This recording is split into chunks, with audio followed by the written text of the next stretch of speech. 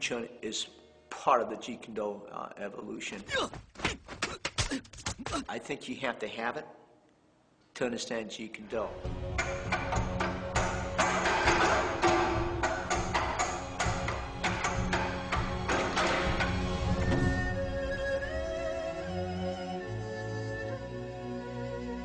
Well, without Yip Man, there would have never been Bruce Lee. And without Bruce Lee, there would have never been a Jeet Kune Do. So I think it's important to take the knowledge of the past and try to improve it. Those guys paved the way, and without them, we would not have reached the levels that we are now.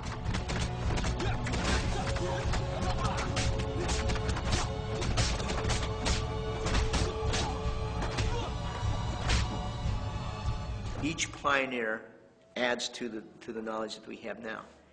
And I think that's why in the Asian society that they looked up to the instructors so much. I trained with other Wing Chun people because I really wanted to see how Wing Chun was taught. So I trained, I have 9 Wing Chun teachers. James Lee makes 8 and Bruce Lee makes 9. Oh, he was young, talented, wise for his age. At the Bruce Lee at that time period, well, might be a little bit on the cocky side at that time period. But he was definitely well-schooled and knowledge beyond his years.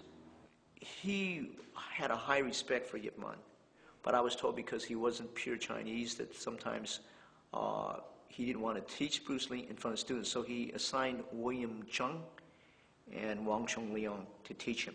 And then as time went on, when he came to the United States, he started to evolve on his own, but he had a high respect for Yip Man. There was definitely could see a love there.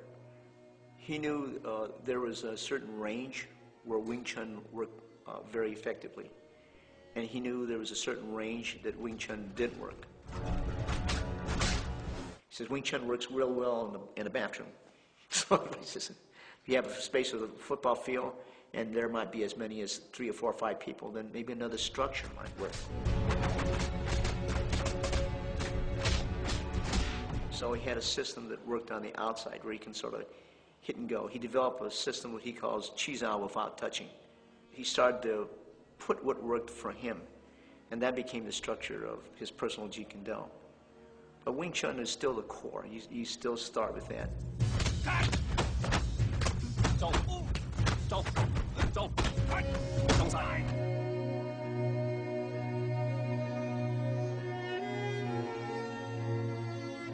Okay, so the structure in the JKD, we learn to go against right versus right.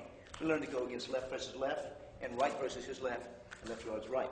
So pretty much he's still, if he punches and I move, this is block. It's very much like the Wing Chun structure, 1, 2, and 3. So the basic is, this is 1. Okay? There's another one inside. Another one is 2 hits. Okay? One is split entry to move out. But you can move in any different range, and this is pretty much, yeah.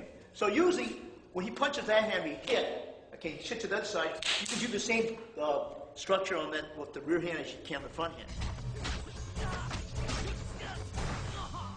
So if you can have one hand in, you can also do it for the rear hand. One hand in, one hand out. If you go in, you come out with the finger jab. On this side, you come out with the finger jab. Most of the techniques we have used with Chung Choi was mainly used for practice, but in reality, the finger jab was exclusively used. If you punch this way, he punches with the rear hand. The shot is already here, 2 and 3. All right? A lot of traditional stuff is like 1 and 2. And you trap the first barrier, trap the second barrier. But he goes across the center line, you need 2. And I'll do it slowly. That's 1, it's 2, and 3. The bridging is the thing that makes the difference in the JKD. A lot of the bridging is from here and 2. And a lot of chop toward go out to back to the back. This is pretty much what JKD structure changed.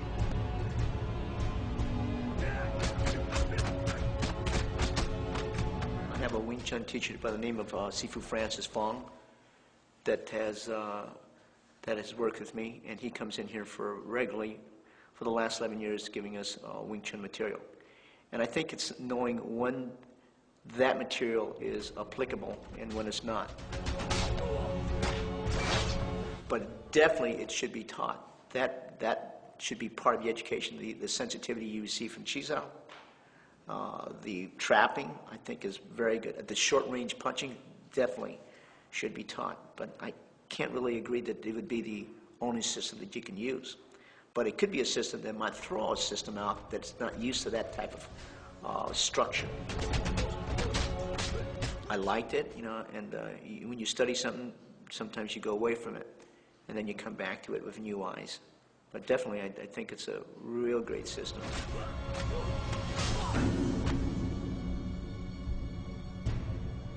A lot of times when people see things like a lot of boxers ask me, said, well, nobody fights like this. Why are they doing this on a dummy?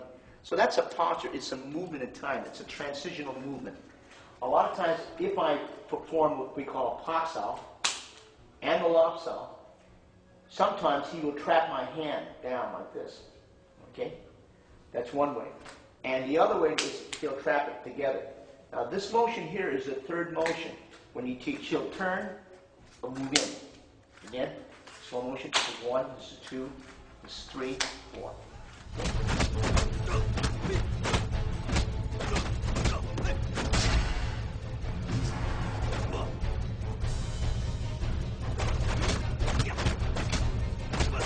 A lot of times you will see this.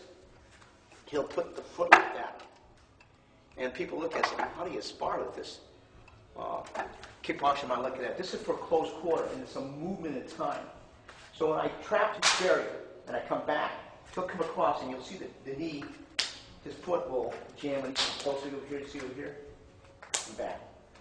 Okay, so that's basically what the movement teaches. A lot of things in the dummy, and they have different meanings. And if you ask different teachers, they have different meanings. Like a good example, on the third one, they go 1, 2, and 1, 2, back and hit. Well, actually, all that is this is teaching you how to parry this way. But this one feeds to the left hand like this, and you're firing. So I'll do this slowly. See how this one cuts and moves back? That's that motion here. But many people they don't understand it because it's a dummy, and a dummy is just a training method in it too.